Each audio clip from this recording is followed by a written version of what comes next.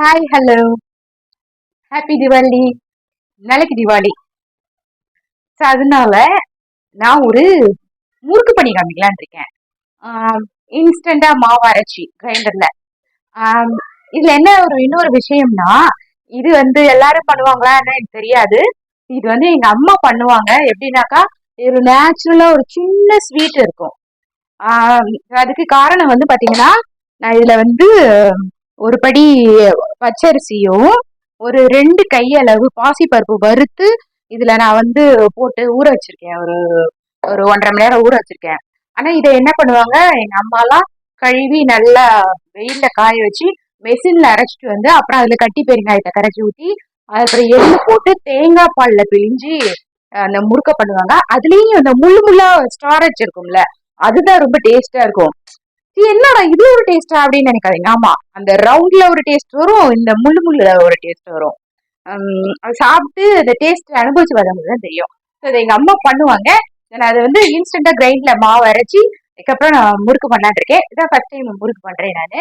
இதுக்கு சொல்லிட்டேன், இந்த அரிசி, இந்த பருப்பு, உப்பு, பெருங்காய பொடி, எள்ளு, அவ்வளவுதான். பொரிக்கிறதுக்கு எண்ணெய், எடுக்கிறதுக்கு நானு, அவ்வளவுதான். சரி, இப்ப இதுல நம்ம போட்டுக்கிடுவோமா? நான் இப்ப கொஞ்சம் தேங்காய் பால் புளிஞ்சு வச்சிருக்கேன். இப்போ நம்ம இத போட்டு போட்டு இதையே போட்டு போட்டு அரைப்போம்.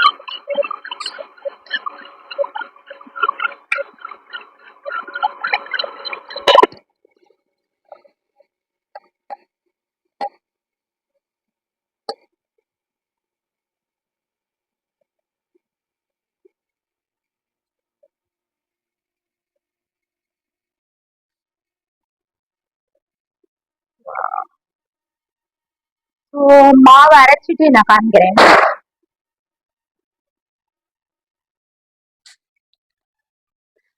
இப்ப நான் எண்ணெய் காய போட்டிருக்கேன்.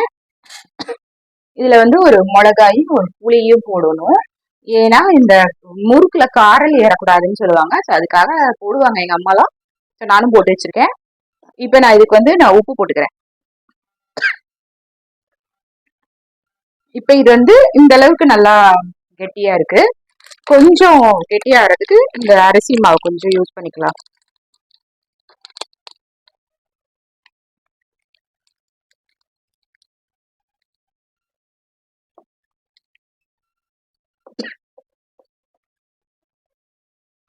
இப்ப இந்த மாவு கூட கொஞ்சம் பெருங்காயம் தூள், பெருங்காய தூள் கொஞ்சம், கருப்பு எள்ளு. இல்ல நீங்க ரொம்ப தேங்காய் பால் ஊத்தினீங்கனாலும் பிரிஞ்சு வந்துடும் முறுக்கு. அதனால ஒரு அளவா தான் ஊத்திக்கணும். அந்த டேஸ்ட் ரொம்ப நல்லா இருக்கும். நான் சும்மா இவ்வளவு ஒரு கை அளவு தான் அரிசி மாவு போட்டேன். அது நல்லாவே இப்ப கைக்கு நல்லா பிடிமானமா வருது. பாருங்க, கரண்ட் நல்லா வந்துச்சு பாருங்க, சப்பாத்தி மாவு மாதிரி. நான் ஃபுல்லா பசஞ்சிட்டு உங்களுக்கு காமிக்கிறேன். எண்ணெய் நல்லா சுட்டுச்சு. போட்டு பார்த்தா மேல வரணும். வா வா வா வா வா வா. ஆமா, வந்துட்டான். இதான் அந்த ஸ்டார் ஆச்சு. நான் அதை போட்டுக்கிறேன்.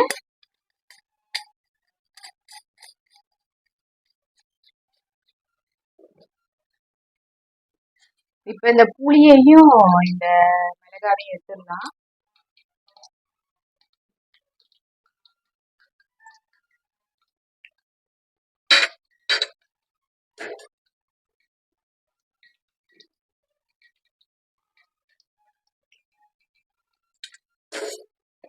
ஓகே, தேவையான அளவு மாவு.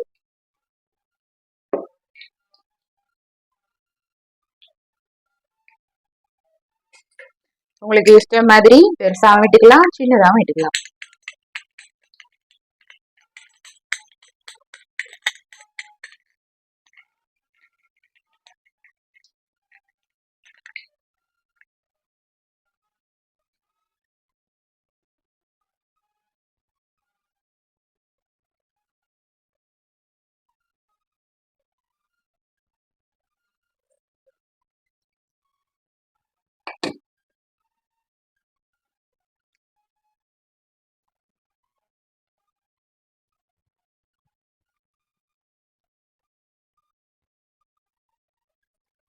எனக்கு ஆக்சுவலா சூடு தாங்காது. அதனால நான் வந்து கையை எடுத்து எடுத்து தான் போடுறேன். எங்க அம்மாலாம் கரெக்டா போடுவாங்க.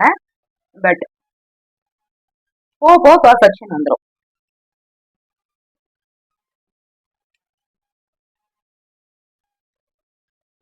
சரிங்களா?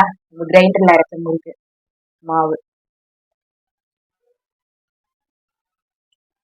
நம்ம வந்து உட்கார்ந்துக்கிட்டு மாடியில கொண்டு போய் உலர்த்தி கஷ்டப்படணும்னு அவசியம் இல்லை. ஏன்னா இப்ப வந்து அந்த பிஜிஎன்ஸ் இருக்குல்ல, அது எவ்வளவு சேஃபா வச்சாலும் அதுல போய் அசிங்கம் பண்ணிடுது. கொஞ்சம் சாப்பிட்டு போனா அப்படியே பரவாயில்ல, ரொம்ப ரொம்ப அசிங்கம் பண்ணிடுது. எனக்கு அது ரொம்ப பிடிக்கல. பட் இந்த ஐடியா இப்ப நல்லா இருக்கு.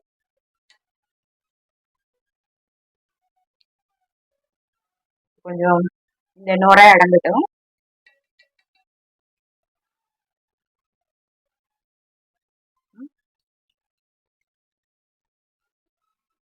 உங்களுக்கு வெந்துருச்சு. நிஜமாவே நல்லாவே போட்டிருக்கேன். நான் கூட பயந்தேன் அப்படி இப்படி போடுறோம்னுட்டு. ஓகே, நல்லாவே போட்டிருக்கேன்.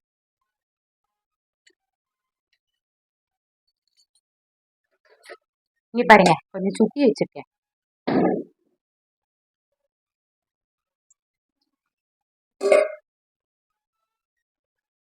கொஞ்சம் ஆயில்.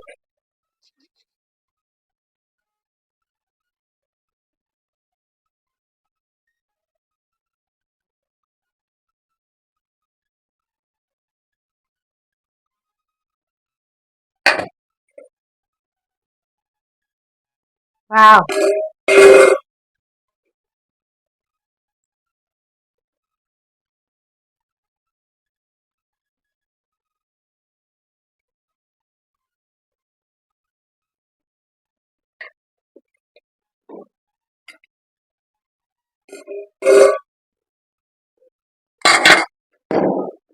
சரி, அது வேகட்டும்.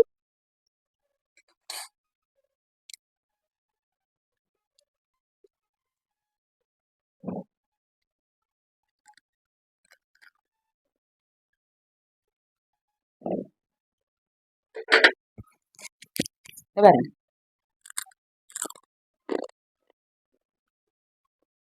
செம்மையா வந்திருக்கா. டேஸ்டும் நல்லா இருக்கு. இந்த உப்பு தெரியுது. உம் நான் சொன்னேன்ல, இந்த பாசிப்பருப்போட ஒரு டேஸ்ட் அது இருக்கும். எனக்கு பாசிப்பருப்பு போட்டு யாரும் நான் பண்ணி பார்த்தது இல்ல. இது டேஸ்ட் வேற மாதிரி இருக்கும். அந்த இது மாதிரி உளுந்து மாதிரி இருக்காது, வேற மாதிரி இருக்கும். ஸோ இந்த உளுந்துல வந்து நீங்க இந்த பட்டர் அதெல்லாம் போடலைன்னா அது டேஸ்ட் வந்து கொடுக்காது. பட் இதுக்கு அதெல்லாம் தேவை கிடையாது. ரொம்ப எம்மியாவே இருக்கும். சரி, இதை நீங்க கண்டிப்பா ட்ரை பண்ணி பாருங்க. நம்ம இன்னும் ஒரு நல்ல வீடியோல மீட் பண்ணலாம். தேங்க்யூ.